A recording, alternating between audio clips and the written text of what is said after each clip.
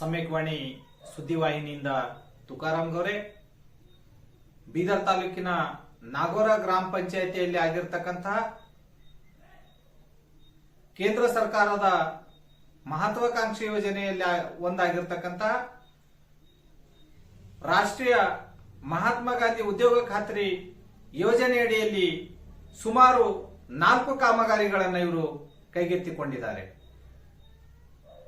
ಅದೇ ಒಂದು ಪಂಚಾಯಿತಿಯಲ್ಲಿ ಅದೇ ಒಂದು ಗ್ರಾಮದಲ್ಲಿರ್ತಕ್ಕಂಥ ಸರ್ಕಾರಿ ಪ್ರಾಥಮಿಕ ಶಾಲೆಯ ಆವರಣದಲ್ಲಿ 4 ಕಾಮಗಾರಿಗಳನ್ನ ಕೈಗೊಂಡು ಇದು ಕಾಮಗಾರಿ 24 ಮತ್ತು 25ನೇ ಸಾಲಿನಲ್ಲಿ ಕೈಗೊಂಡಿರ್ತಕ್ಕಂಥ ಕಾಮಗಾರಿ.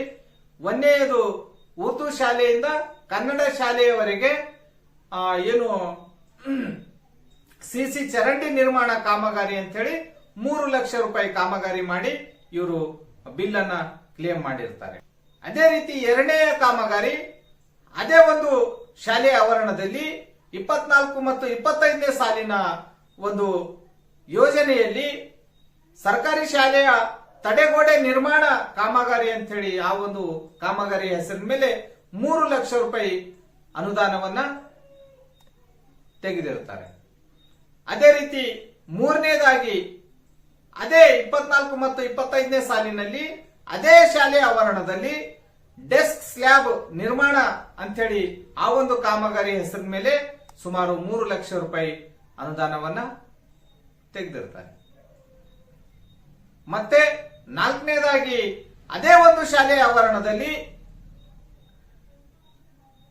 ಸಿಡಿ ಕಾಮಗಾರಿ ಅಂತ ಹೇಳಿ 3 ಲಕ್ಷ ರೂಪಾಯಿ ಅನುದಾನವನ್ನ ತೆಗೆದಿರ್ತಾರೆ. ಅದಕ್ಕೆ ನಮ್ದು ಯಾವುದೂ ತಕರಾರಿಲ್ಲ.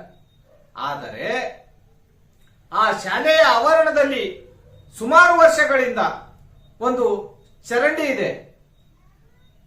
8-10 ಅಡಿ ಅಗಲ, ಸುಮಾರು 150ರಿಂದ 200 ಅಡಿ ಉದ್ದ ಇರತಕ್ಕಂಥ ಒಂದು ಚರಂಡಿ ಇದೆ. ಆ ಚರಂಡಿ ಮೇಲೆ ಸ್ಲ್ಯಾಬ್ ಒಂದ್ ವೇಳೆ ಹಾಕಿದಾಗ ಮಕ್ಕಳಿಗೆ ಆಟದ ಗ್ರೌಂಡ್ ಕೂಡ ಆಗಿರ್ತದೆ, ಆಟ ಆಡಲು ಒಳ್ಳೆಯ ವಾತಾವರಣ ಆಗಿರ್ತದೆ. ಆದರೆ ಇದ್ಯಾವುದು ಲೆಕ್ಕಿಸದೆ ಕೇವಲ ನೀವು ತಾವು ಏನು ಅನುದಾನ ನೀವೇನು ಹಣ ಗಳಿಸಬೇಕಂತೇಳಿ ಅಲ್ಲಿರ್ತಕ್ಕಂಥ ಗ್ರಾಮ ಪಂಚಾಯತಿಯವರು ಏನ್ ಮಾಡ್ತಾ ಇದ್ದಿರಲ್ಲ, ಇದು ತಪ್ಪು ಅಂತೇಳಿ ನಾನು ಹೇಳಲಿಕ್ಕೆ ಬಯಸ್ತೇನೆ. ಹಾಗಾಗಿ ಅಲ್ಲಿರ್ತಕ್ಕಂಥ ಪಾಲಕರ ಏನು ಗೋಳಿದೆ, ಮಕ್ಕಳಿಗೆ ಆಟ ಆಡಲು ಒಳ್ಳೆಯ ಆಟದ ಗ್ರೌಂಡ್ ಇಲ್ಲ. ಹಾಗಾಗಿ ಮುಂದಿನ ದಿನಗಳಲ್ಲಿ ದಯವಿಟ್ಟು ಗ್ರಾಮ ಪಂಚಾಯತಿಯವರು ಆ ಕಡೆ ಗಮನ ಹರಿಸಿ ಆ ಚರಂಡಿಯ ಮೇಲೆ ಸ್ಲ್ಯಾಬ್ ಹಾಕಿ ಮಕ್ಕಳಿಗೆ ಆಟದ ಮೈದಾನ ಮಾಡಿಕೊಡ್ಬೇಕು ಅಂತ ಹೇಳಿ ಅಲ್ಲಿನ ಪಾಲಕರ ಒಂದು ದೂರ ಆಗಿರ್ತದೆ. ಆ ಒಂದು ಚರಂಡಿಯಲ್ಲಿ ಮಳೆಗಾಲದಲ್ಲಿ ಯಾವುದೇ ಮಕ್ಕಳು ಹೋಗಿ ಅಲ್ಲಿ ಆಟ ಆಡ್ತಾ ಯಾವುದೇ ಒಂದು ಅನಾಹುತ ಆದಲ್ಲಿ ಅದಕ್ಕೆ ಹೊಣೆಗಾರ ಯಾರು? ಬಿಯವರ, ಶಾಲೆಯಲ್ಲಿರ್ತಕ್ಕಂಥ ಮುಖ್ಯ ಗುರುಗಳ, ಅಥವಾ ಗ್ರಾಮ ಪಂಚಾಯತಿಯ ಸಿಬ್ಬಂದಿನ, ಗ್ರಾಮ ಪಂಚಾಯತಿಯ ಪಿಡಿಒನ ಅಥವಾ ಗ್ರಾಮ ಪಂಚಾಯತಿ ಅಧ್ಯಕ್ಷನ? ಯಾರು ಇದಕ್ಕೆ ಹೊಣೆಗಾರರು ಅಂತಕ್ಕಂಥದ್ದನ್ನ ತಾವು ಗಮನಿಸಬೇಕು. ನೋಡಿಕೊಂಡು ಬರೋಣ ಬನ್ನಿ ಅಲ್ಲಿರ್ತಕ್ಕಂಥ ಚರಂಡಿಯ ವ್ಯವಸ್ಥೆ ಯಾವ ರೀತಿ ಇದೆ ಅಂತಕ್ಕಂಥದ್ದನ್ನ.